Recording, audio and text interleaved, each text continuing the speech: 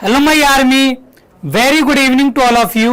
स्वागत है आप सभी प्यारे प्यारे बच्चों का आपके इस प्यारे से YouTube channel Deepak sir maths and Doubtnut पर। बच्चों, आज मैं आपका मैथ्स का टीचर दीपक आप सभी के लिए एक बहुत ही इंपॉर्टेंट क्लास लेकर के आया हूं और आज की इस क्लास में बेटा हम क्लास 12th की मैथ्स के इंपॉर्टेंट चैप्टर अवकलज के अनुप्रयोग का आखिरी टॉपिक डिस्कस करेंगे। मतलब बेटा आज ये चैप्टर आपका पूर्णतः फिनिश हो जाएगा और आज की इस क्लास में बच्चों मैं आपको एक संवृत अंतराल में किसी फलन का उच्चतम और निम्नतम मान किस प्रकार ज्ञात किया जाए इसके बारे में बताने वाला हूं। चलिए बेटा अब स्टार्ट करते हैं बच्चों अपनी आज की क्लास को। देखिए बच्चा, इस चैप्टर के अंतर्गत हमने काफी सारे टॉपिक पिछली क्लास तक पढ़ लिए हैं और आज इस चैप्टर का ये आखिरी लेक्चर है। कल से हम एक न्यू चैप्टर स्टार्ट करेंगे, क्लास 12th की मैथ्स का सबसे अधिक इंपॉर्टेंट चैप्टर समाकलन बेटा हम स्टार्ट करेंगे कल से। तो आप सब अपनी क्लास में जितने भी मैथ्स के स्टूडेंट्स पढ़ते हैं या फिजिक्स जिनके पास है वो कल से जरूर क्लास को अटेंड करें। देखिए बेटा, आपकी क्लास में मैथ्स के अलावा बायोलॉजी के बच्चे तो होंगे ना। अब बायोलॉजी में फिजिक्स तो होती है भाई, फिजिक्स केमिस्ट्री तो मैथ में भी होती है, बायोलॉजी में भी होती है। ओके, अब फिजिक्स और केमिस्ट्री के अंतर्गत समाकलन का जरूर उपयोग होता है। तो मैं चाहता हूं कि आप उन बच्चों को बताएं कि हमारे मैथ्स के सर कल से समाकलन स्टार्ट कर रहे हैं, तो वो बच्चे यहां पर भी आ जाएं ताकि उनको समाकलन में फायदा मिल सके। ठीक है, तो आप सबको बता दीजिए, पूरे एरिया में बेटा फैला दीजिए क्लास को। ओके बेटा, चलिए बच्चों, अब सबसे पहले तो हम ये देखते हैं कि इस चैप्टर में कौन कौन से टॉपिक्स पढ़े। तो बेटा इस चैप्टर के स्टार्टिंग में सबसे पहले मैंने आपको राशियों के परिवर्तन की दर के बारे में बताया। देन इसके बाद हमने वर्धमान और हास्यमान फलन के बारे में बात की। फिर बच्चों हमने उच्चतम और निम्नतम के बारे में पढ़ा, जिसमें हमने प्रथम अवकलज परीक्षण के बारे में पढ़ा, हमने द्वितीय अवकलज परीक्षण के बारे में बात की। अब हम एक संवृत अंतराल में किसी फलन का उच्चतम और निम्नतम मान ज्ञात करना सीखेंगे। तो ये बेटा टॉपिक है जो कि आपको इस चैप्टर के अंतर्गत पढ़ने थे। पिछली क्लास तक हमने यहां तक पढ़ लिया है, ये टॉपिक बच रहा है, इसे हम आज की क्लास में पढ़ेंगे। चलिए बच्चों, अब शुरू करते हैं अपनी आज की क्लास को। तो सारे बच्चे रेडी हैं आज की क्लास के लिए? रेडी हैं सारे बच्चे? एक बार जल्दी से सभी बच्चे चैट सेक्शन में मुझे थम्स अप करके बताइए कि वो आज की इस क्लास के लिए रेडी हैं।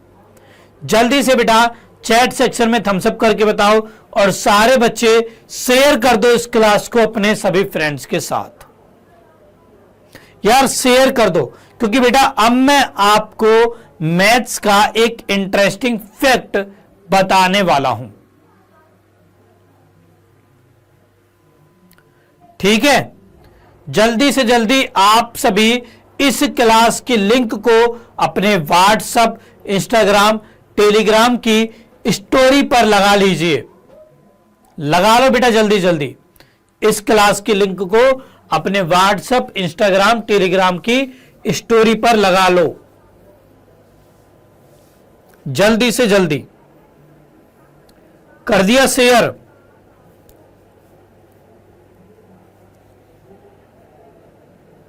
ठीक है, ठीक है बच्चों। देखिए बच्चों, मैं आप लोगों को डेली मैथ्स को पढ़ाता ही पढ़ाता हूं। अब आज बेटा मैं आपको मैथ्स का एक बहुत ही इंटरेस्टिंग फैक्ट बताता हूं।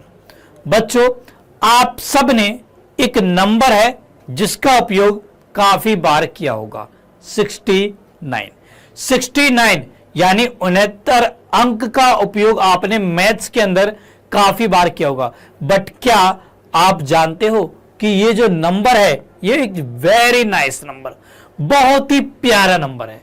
अच्छा सर ऐसा क्या है इस नंबर के अंदर?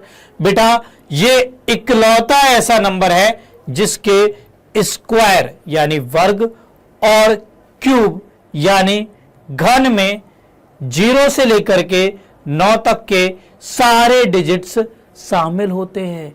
क्या सर ऐसा होता है? जी हां बेटा, यदि हम 69 का स्क्वायर देखें तो इसका स्क्वायर होता है 4761, और यदि बेटा हम इसका क्यूब देखें तो 69 का क्यूब यानी कि घन होता है बेटा 328,509। देखिए 0 से लेकर के 9 तक 10 डिजिट होते हैं, यहां पर 4 और 6 10 डिजिट हो गए। आप देख सकते हो यहां पर सारे के सारे डिजिट अवेलेबल है, 0 1 2 3 4 5 6 7 8 और 9। तो ये बेटा एकमात्र नंबर है जिसके स्क्वायर और क्यूब में सारे डिजिट्स शामिल हैं। लगाना इंटरेस्टिंग फैक्ट। और इसी तरीके के इंटरेस्टिंग फैक्ट जानने के लिए जुड़े रहिए इस प्यारे से यूट्यूब चैनल दीपक सर मैथ्स के साथ और अपने प्यारे दीपक सर के साथ। ओके, लगा बेटा इंटरेस्टिंग? सबको लगा ना? सर मजा आ गया, हमें तो ये पहले मालूम ही नहीं था, और अब तो हम अपने दोस्तों को ये बताकर अपने आप को बड़ा बनाएंगे। हाँ बेटा, ठीक है। देखो ये फायदा है दीपक सर से मैथ्स पढ़ने का। ये चीज बेटा आपको कोई नहीं बताएगा, केवल दीपक सर ने आपको बताया है। मुझे बताओ हाथ खड़ा करके कितने बच्चों को ये वाला फैक्ट मालूम था? कितने बच्चों को मालूम था ये वाला फैक्ट? नहीं था मालूम? मैंने बताया तभी पता लगा है ना? नहीं था मालूम? मजा आ गया? हाँ ओके, चलिए बेटा अब शुरू करते हैं अपनी आज की क्लास को। आज बेटा मैं आपको एक संवृत अंतराल में किसी फलन का उच्चतम और निम्नतम मान ज्ञात करना सिखाने वाला हूं। ओके, अच्छा अब देखिए बच्चों, आपने अभी तक किसी फलन का स्थानीय उच्चतम और स्थानीय निम्नतम मान ज्ञात करना सीखा था। वहां पर आपने देखा था कि यदि हमारे पास कोई फलन इस प्रकार का दे दिया जाए f(x) बराबर में x प्लस में 5, मैं आपसे पूछूं बताओ इसका उच्चतम मान क्या होगा और निम्नतम मान क्या होगा? तो आप यहां पर क्या कहते हैं? सर उच्चतम मान हम ज्ञात नहीं कर सकते और निम्नतम मान हम ज्ञात नहीं कर सकते। अच्छा, अब बेटा मैं आपसे यह बोलूं कि बताओ इसका अधिकतम और न्यूनतम मान x बिलोंग्स टू 2 से 10 में, इसमें मुझे बताओ कि इस फलन का उच्चतम और न्यूनतम मान कितना होगा। ठीक है, तो वो कैसे ज्ञात किया जाए वही बेटा आपको इस टॉपिक के अंतर्गत समझना है। ठीक है, यही चीज बेटा आपको इस टॉपिक के अंतर्गत जाननी है। ठीक है बेटा, चलिए अब देखो कैसे जानोगे ये मैं आपको बताता हूं। मान लीजिए बेटा हमारे पास कोई फलन दे रखा है f(x) जो कि संवृत अंतराल a से b में संतत है। ओके, अब आपको इस फलन का अंतराल a से b में उच्चतम और निम्नतम मान ज्ञात करना है। एक्चुअली में बेटा यहां पर हम उच्चतम और निम्नतम को बोलते हैं निरपेक्ष उच्चतम और निरपेक्ष निम्नतम। ठीक है, यहां पर दो वर्ड आएंगे, निरपेक्ष उच्चतम और निरपेक्ष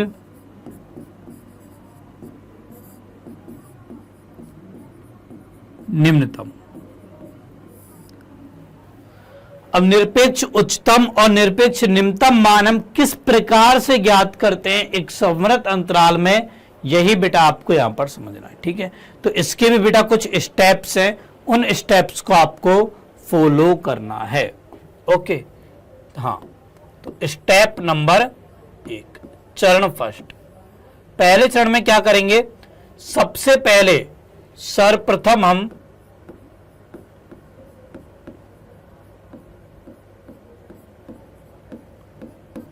f(x) के क्रांतिक बिंदुओं को ज्ञात करेंगे।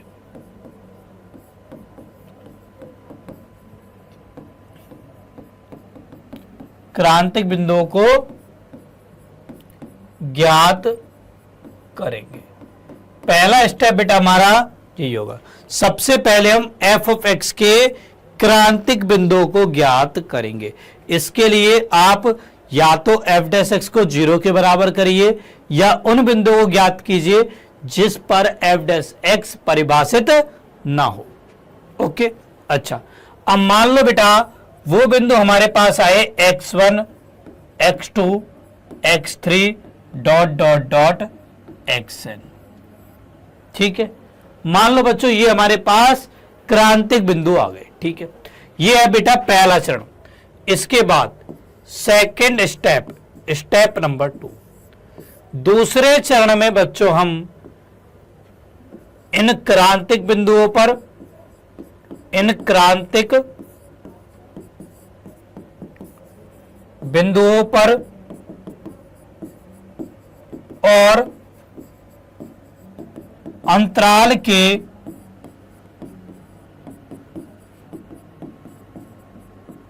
अंतः बिंदुओं अर्थात ए और बी पर, देखो भाई इस अंतराल के अंतः बिंदु हैं ए और बी, जहां पर अंतराल शुरू और खत्म हो रहा है उन्हें हम अंतराल के अंतः बिंदु कहते हैं। तो ए और बी पर फलन का मान ज्ञात करेंगे। ठीक है, पर एफ ऑफ एक्स का मान ज्ञात करेंगे। ठीक है, मतलब ये कि यहां पर बेटा हम F of x1 comma F of x2 comma dot dot dot F of xn comma F of a comma F of b, ये सब बेटा हम यहां पर निकालेंगे। ठीक है, ये होगा हमारा दूसरा चरण। इसके बाद अगला तीसरा चरण होगा स्टेप नंबर 3। आपने मान ज्ञात कर लिए, अब हमें चाहिए निरपेक्ष उच्चतम मान। तो यहां पर बेटा निरपेक्ष उच्चतम मान होगा इन सभी मानों में जो सबसे अधिकतम होगा वही निरपेक्ष उच्चतम मान हो जाएगा। सो हो जाएगा maximum of F of x1 comma F of x2 comma dot dot dot F of xn comma F of a comma F of b। इन सब मानों में जो मान सबसे ज्यादा होगा वही हमारा निरपेक्ष उच्चतम मान हो जाएगा। वही निरपेक्ष निम्नतम मान होगा, निरपेक्ष निम्नतम मान।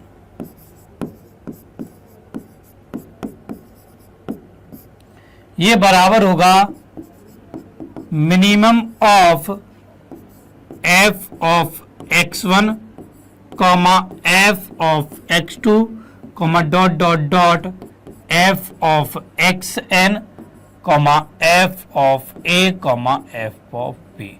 इन सब मानों में जो सबसे कम मान होगा वो निरपेक्ष निम्नतम मान हो जाएगा।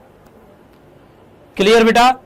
ऐसे हम एक संवृत अंतराल में किसी फलन का निरपेक्ष उच्चतम और निरपेक्ष निम्नतम मान ज्ञात करते हैं।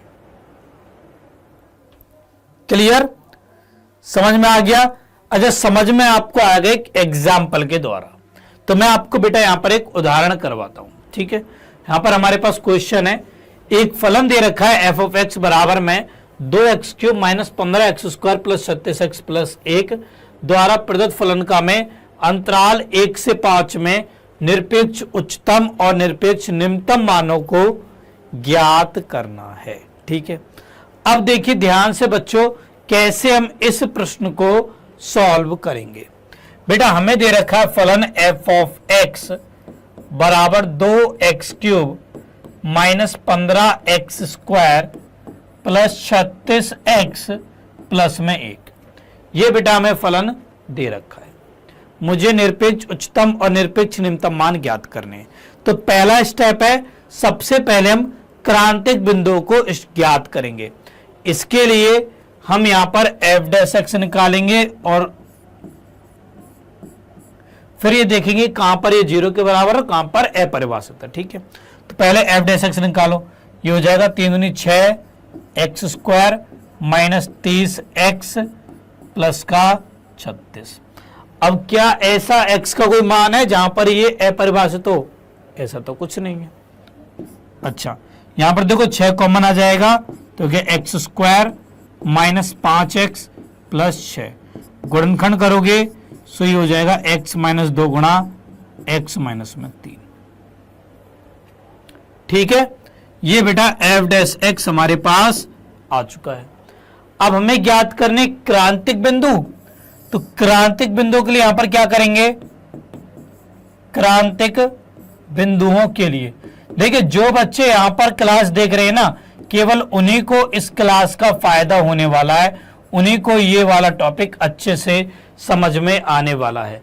जो बच्चे कंटिन्यूअसली इस क्लास को नहीं देख रहे उनको भाई दिक्कत होगी। ओके, अच्छा, अब क्रांतिक बिंदु के लिए हम क्या करेंगे? यहां पर एफ डैश एक्स को 0 के बराबर करेंगे।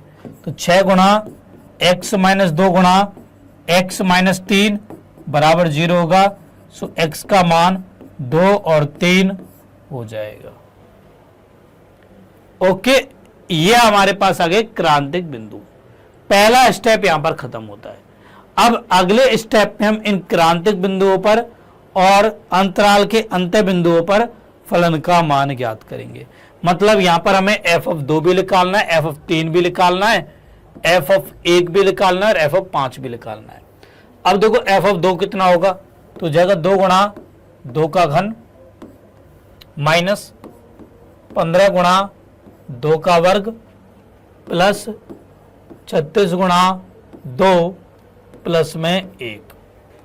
2 का घन कितना होगा? 2 दूनी 4 दूनी 8, 8 दूनी 16 माइनस 2 का वर्ग 4, 15 चौके 60 प्लस 36 दूनी 72 प्लस 1 हो जाएगा। 72 6 78 10 88 1 89 माइनस 60, तो ये हो जाएगा 29 के बराबर। सेम ऐसे ही हम f(3) ज्ञात करेंगे। ये बराबर होगा 2 गुणा 3 का घन माइनस 15 गुणा 3 का वर्ग प्लस 36 गुणा 3 प्लस में 1, ये हो जाएगा।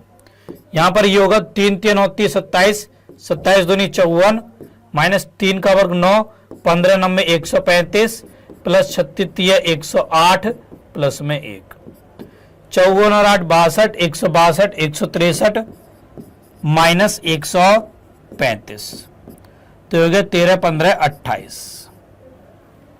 ओके, सेम ऐसे बेटा हम अंत्य बिंदुओं पर फलन का मान ज्ञात करेंगे, यानी f(1) और f(5) निकालेंगे।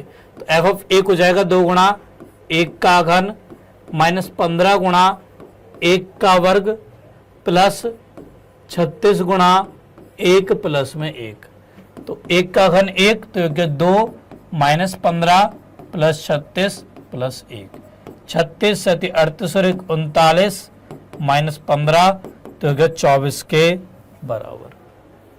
और अब f(5) निकालते हैं।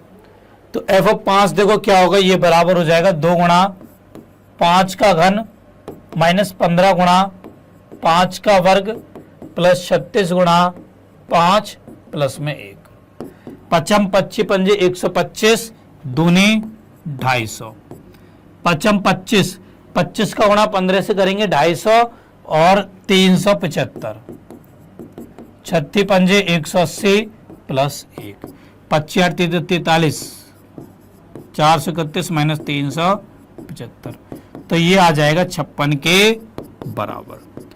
अब देखो हमें निरपेक्ष उच्चतम निरपेक्ष निम्नतम मान ज्ञात करने, तो यहां पर देखो बेटा निरपेक्ष उच्चतम मान क्या होगा? निरपेक्ष उच्चतम मान, तो इन सब मानों में सबसे ज्यादा मान किसका है? कौन सबसे बड़ा है? 29, 28, 24 और 56 में बताइए बेटा, कौन सबसे बड़ा है? बताइए जल्दी से, जल्दी से बच्चों चैट सेक्शन में लिख के बताओ कि इन सब में कौन सबसे बड़ा है? कौन है सबसे बड़ा? 56। तो निरपेक्ष उच्चतम मान हो जाएगा 56 और निम्नतम मान क्या होगा? निरपेक्ष निम्नतम मान। इन सब मानों में सबसे कम कौन है? कौन है सबसे कम? सबसे कम है 24। तो निरपेक्ष निम्नतम मान हो जाएगा 24। ऐसे बेटा आपको इस प्रकार के प्रश्नों को सॉल्व करना है। क्लियर? सभी को समझ में आ गया? बताइए बेटा जल्दी से, क्लियर है सभी को? देखो केवल 3 स्टेप हैं। सबसे पहले आपको क्रांतिक बिंदु ज्ञात करने, देन उसके बाद में आपको उन क्रांतिक बिंदुओं पर और अंतराल के अंत्य बिंदुओं पर फलन का मान निकालना है। एंड फिर इसके बाद बच्चों आपको यह देखना है कि उनमें कौन उच्चतम है और कौन निम्नतम है।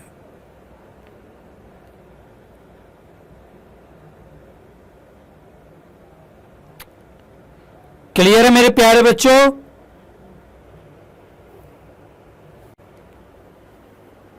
क्लियर क्लियर क्लियर, ठीक है ठीक है। चलिए इसके बाद अगला एग्जाम्पल देखते हैं। अगला उदाहरण है, यहां पर बेटा फलन दे रखा है एफ ऑफ एक्स बराबर 12x की घात 4/3 माइनस 6x की घात 1/3। x बिलोंग्स टू -1 से 1 द्वारा प्रदत्त फलन के निरपेक्ष उच्चतम और निरपेक्ष न्यूनतम मानों को ज्ञात कीजिए। अब सेम क्वेश्चन है पिछले क्वेश्चन जैसा। देखो इसको कैसे सॉल्व करेंगे।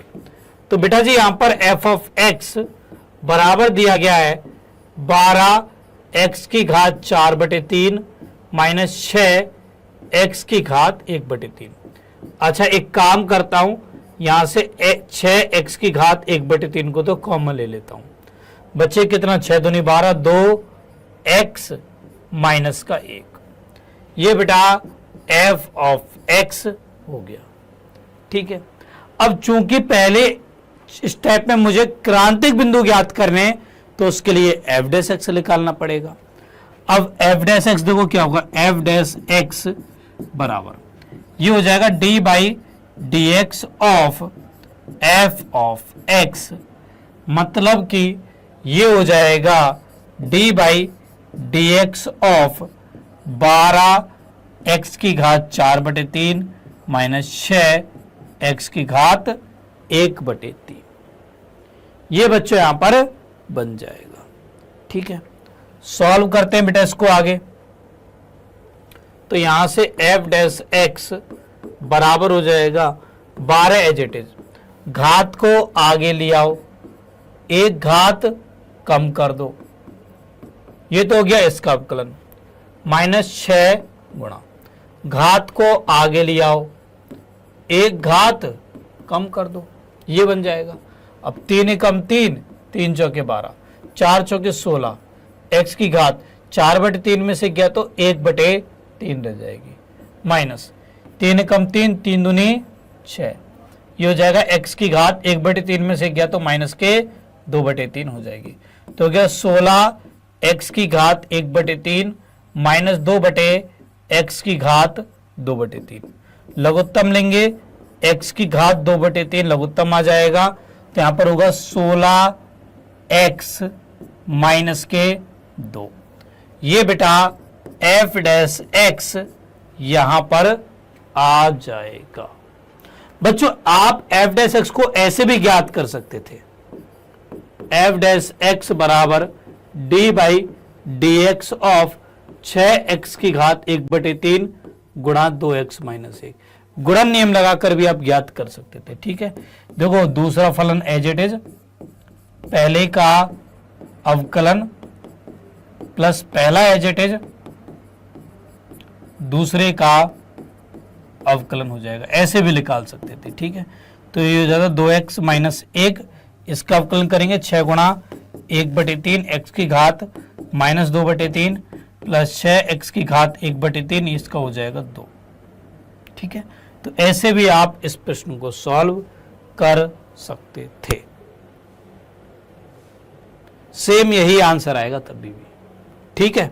अच्छा, अब देखो क्रांतिक बिंदु बेटा में ज्ञात करने हैं, और क्रांतिक बिंदु वे बिंदु होते हैं जहां पर एफ डैश एक्स या तो 0 के बराबर हो या अपरिभाषित हो।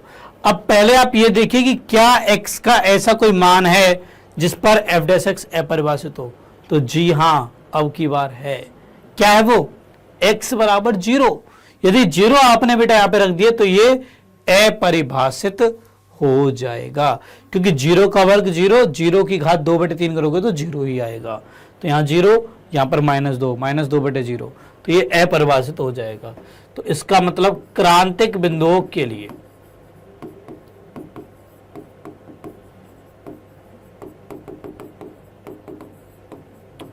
एक तो आ गया x बराबर 0, इसके अलावा हमें एफ डैश एक्स को 0 के बराबर करना पड़ेगा।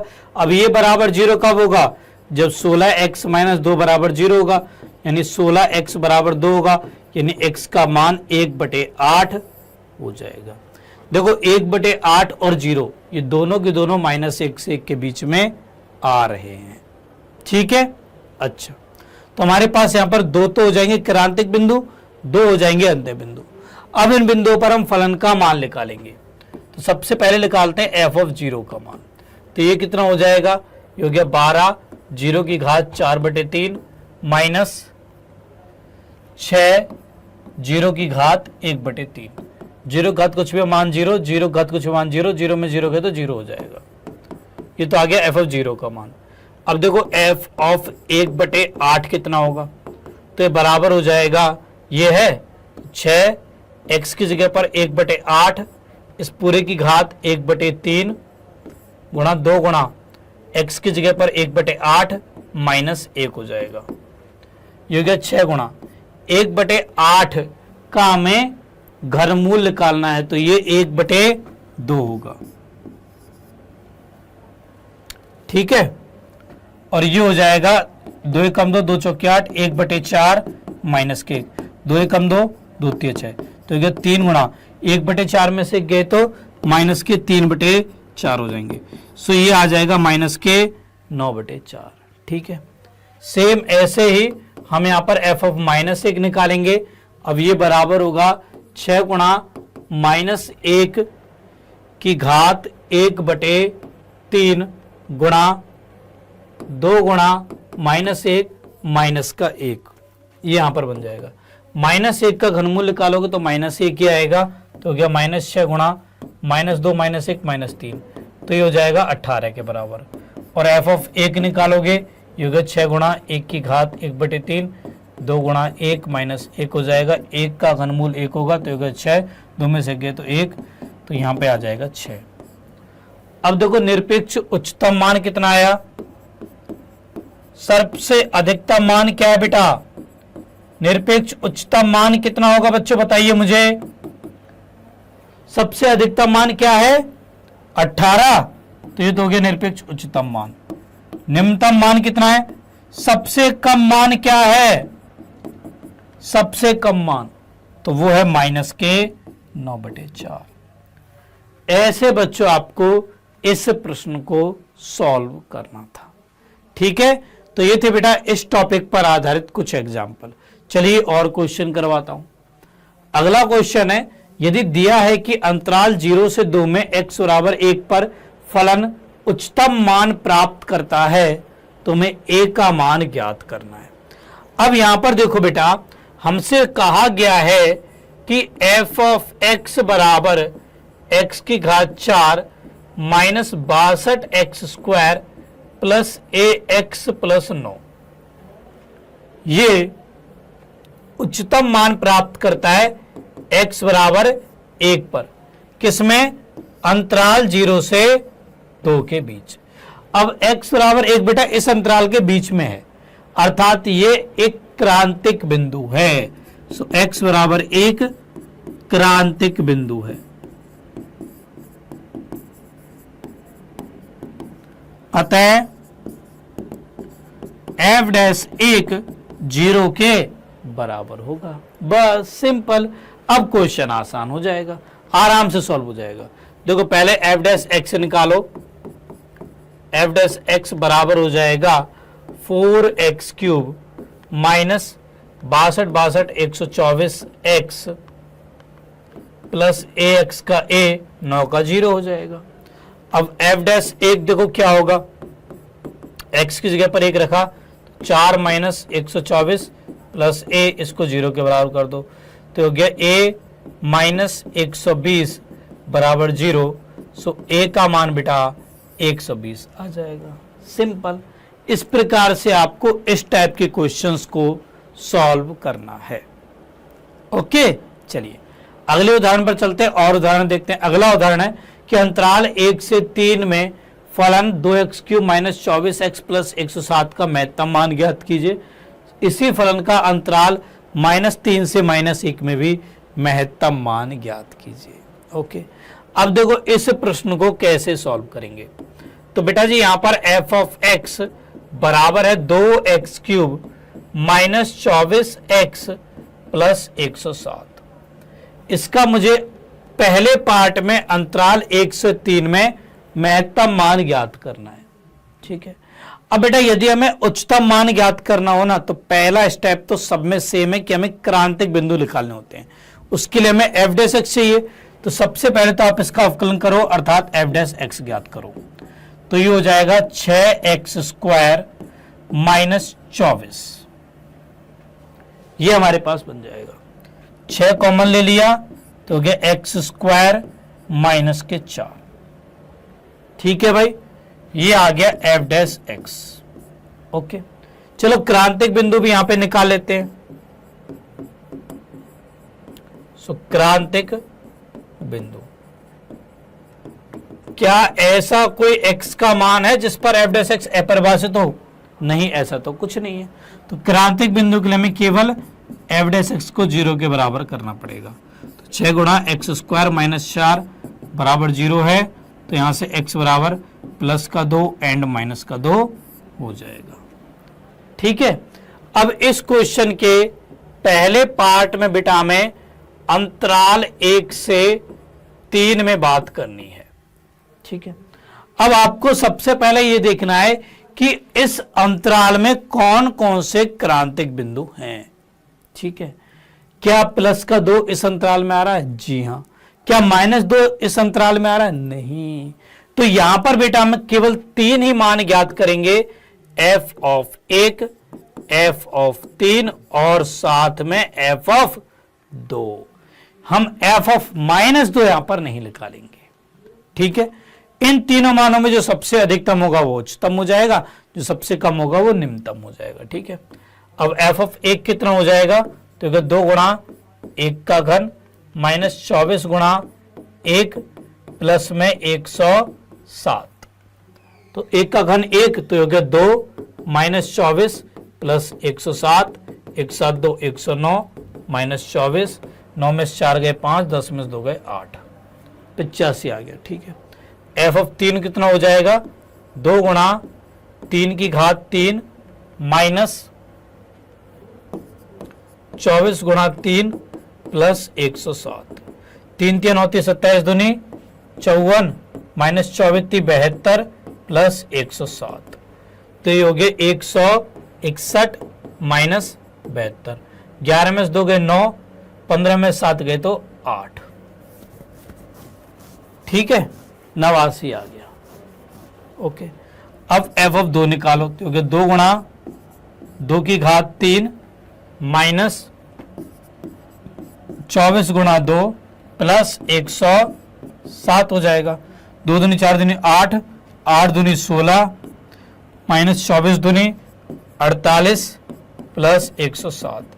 तो ये हो गया 123 माइनस 48। 13 में से 8 गए 5, 11 में से 4 गए तो 7, ये आ गया। ठीक है, तो अब निम्नतम क्या हो जाएगा? निम्नतम मान, अब यहां पर क्या पूछा गया है? महत्तम मान पूछा गया है, तो निम्नतम मान तो हमें निकालना ही नहीं है।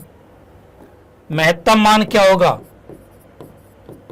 महत्तम मान क्या है? सबसे अधिकतम मान 89, 89। तो बस ये बेटा इस प्रश्न का आंसर हो जाएगा। ओके, अच्छा। अब इसके बाद इसी क्वेश्चन बेटा सेकंड पार्ट में कहा गया है कि इसी फलन का अंतराल -3 से -1 में भी महत्तम मान ज्ञात कीजिए। अब की बार अंतराल है -3 से -1।